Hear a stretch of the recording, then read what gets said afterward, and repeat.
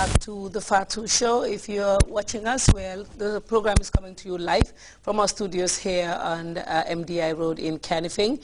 I am here talking to the Ambassador of the United States of America in the Gambia. Ambassador Alfred is here to take questions. Send us your questions if you have any on 6552002. I can see most of the questions are all on visas, but as the Ambassador, you don't do the visas, right? No, I don't.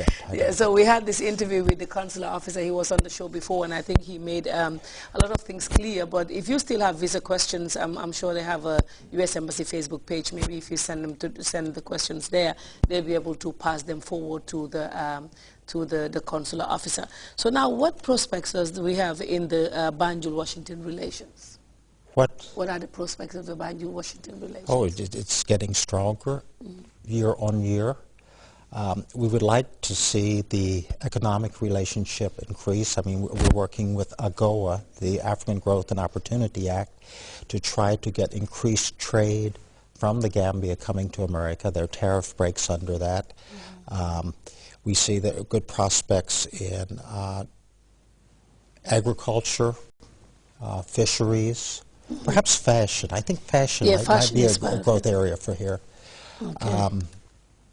Tourism, of course, roots tourists, among others. Americans are very interested in Africa, and I would like to see more tourists coming here. Okay. Well, somebody's just asking about the visa fee, how much it is. I wouldn't be able to know that. I'm not sure you know how much I think it's $160. Oh, okay. Yes. Yeah, it's $160. That's what it is if you want to apply. And that's a worldwide fee. That's not just for That's a worldwide fee. Yeah. Okay, it's $160 and it's a worldwide fee, and that's what the ambassador has just said. And recently, last year, J.C. Jackson was here. Yes, he was. J.C. Jackson. He's a wonderful American. I had an interview with him. It was a very good opportunity for me, and it was also on my birthday. You know, this person that I've been watching on TV in America, and just one day he was on my show. And he was able to secure the release of 2 prisoners. And what is your assessment of this? Was he working with the U.S. government, the embassy, or was he working on his own? He was working with His Excellency the President, who was very magnanimous in this case, and all credit goes to His Excellency and to Reverend Jackson. I've been a big fan of Reverend Jackson's for years. It's interesting because we're coming up next week to Martin Luther King Day, and his role in the early civil rights movement helped change America, helped make America a much better place. And then his role in politics, where he was one of the first African Americans to make a serious run at the presidency, was instrumental in opening up the process. And some people think that it made it possible for President Obama to be so successful later. And you've also talked about the fact that you have served in Baghdad. Yes. And you said it was a bit challenging. Yes. Why was it tough? In what capacity were you serving, or what was it that made it a bit challenging for you? There was a certain element of danger there because there was an insurgency going on, rocket fire, that sort of thing. And you decided to go there because I'm sure before you go, you know, there was this fighting. It would be scary. Well, I was one of the more senior people there, but you can't just send people there and not go yourself at some point. Well, yeah, these visa questions keep coming. Okay, I'm happy to answer them. Okay. The $160 is fairly expensive. Yeah. I recognize that. I ask people to consider the 3 factors that I explained about getting a visa. You have the purpose of your visit, having the funds, and intent to return. If you don't think you will be able to fulfill these sufficiently, you might really consider before you come there, because the money is not refundable.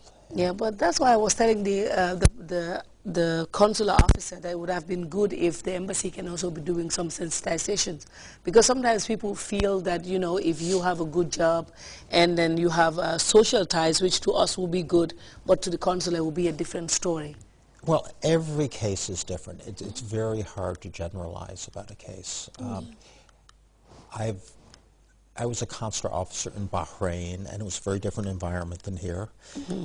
I worked a little while in Bangladesh, filling in as a consular officer. Once more, a very different environment.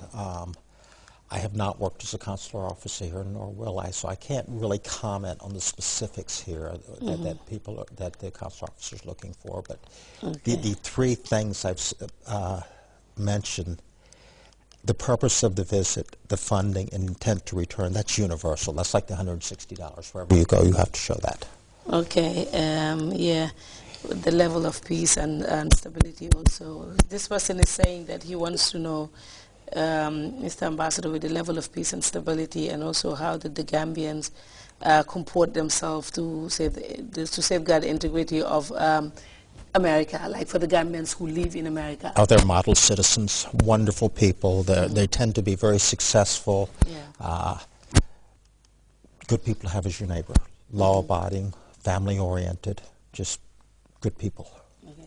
Now, this would take me to the role of the U.S. Embassy in the Gambia, or Yes. the role of embassies in any country. Of course. I know issuing visas to people is one, and also working on the relations between the two countries. What else do you do as the ambassador, diplomat of the mission in Banjul? Oh, thank you for asking that. I'll have to give you a little longer answer than my previous answer. I represent President Obama.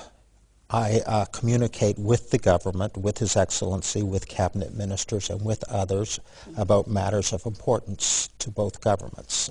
That's not always done in public. Sometimes it's done privately, as diplomacy is done in many countries.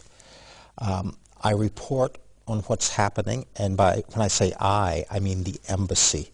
We have almost 200 Americans and Kenyans, many more Gambians than Americans, and they have a variety of roles there. We report on political developments, we report on economic developments, we report on cultural developments. We have a public affairs department. They're very active, and we're getting particularly active now on social media. Our Facebook site is very, very popular. We're doing a special series this month about the Reverend Martin Luther King leading up to his birthday. We're getting a lot of comments on that. It's a way for us to talk directly to the young people of the Gambia, and we really like that. We have a management section that's fairly large that takes care of us, our housing, our vehicles, salaries, that sort of thing. We have certain positions that support us but are not located here, including USAID and the Department of Defense, our military attaches. We do a number of development assistance programs, both bilaterally and multilaterally. And we have a good military-to-military relationship with a lot of training. We train law enforcement officers